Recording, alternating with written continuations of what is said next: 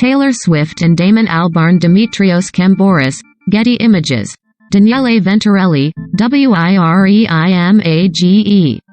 Logo text. Taylor Swift is calling out Blur frontman Damon Albarn for criticizing her as an artist and claiming that she doesn't write her own music. I was such a big fan of yours until I saw this.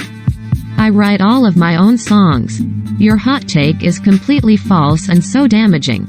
You don't have to like my songs, but it's really fucked up to try and discredit my writing. Wow. Swift shared with her 89.8 million followers. P.S. I wrote this tweet all by myself in case you were wondering. Swift's response came after the Los Angeles Times posted an interview with Albarn on Sunday night. In it, the 53-year-old British musician, who fronted the rock band Blur and co-founded and performed as part of the group Gorillaz, was explaining how hard it is to play a concert behind a piano rather than as part of a band. You can't hide behind anything. You learn whether the songs are any good or whether they were popular at the time because of the sound and the attitude, he tells writer Michael Wood in the Q. Thought not much modern music could withstand.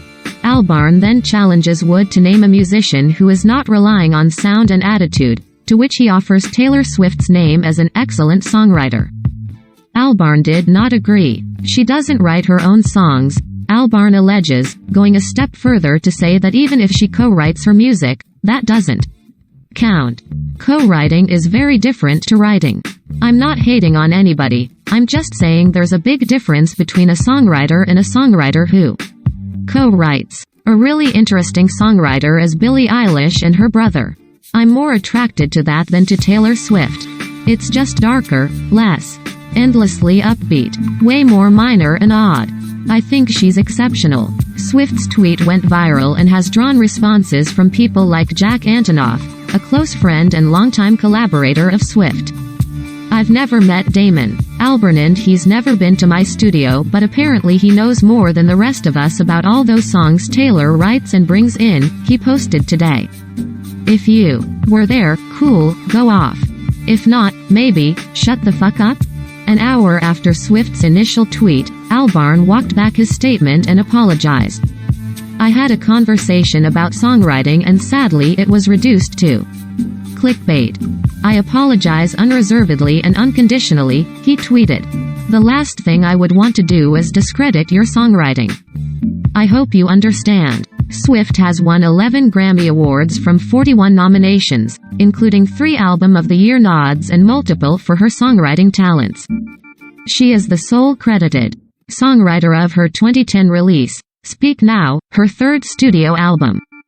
While she does work with collaborators in crafting some of her songs, her peers typically walk away raving about the experience. I learn a lot from Taylor because she's so talented, so hardworking and so sharp in her ideas, storytelling and sense of melody and rhythm, Aaron Dessner, who worked with Swift on Folklore and Evermore, told NME in September. The way she'd respond to music I was making was often leaving me flabbergasted. She can carve into something in such a powerful, beautiful, incisive way that it does kind of give you her approach to songwriting structurally. You just can't help but be influenced by it because it's so masterful. Albarn had choice words for other high-profile musicians as well.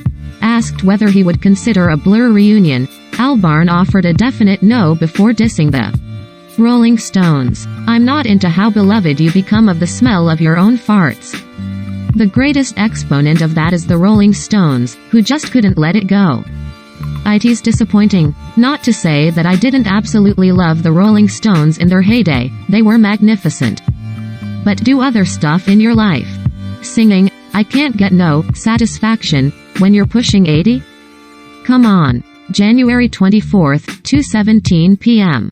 Updated to include Albarn's apology to Swift.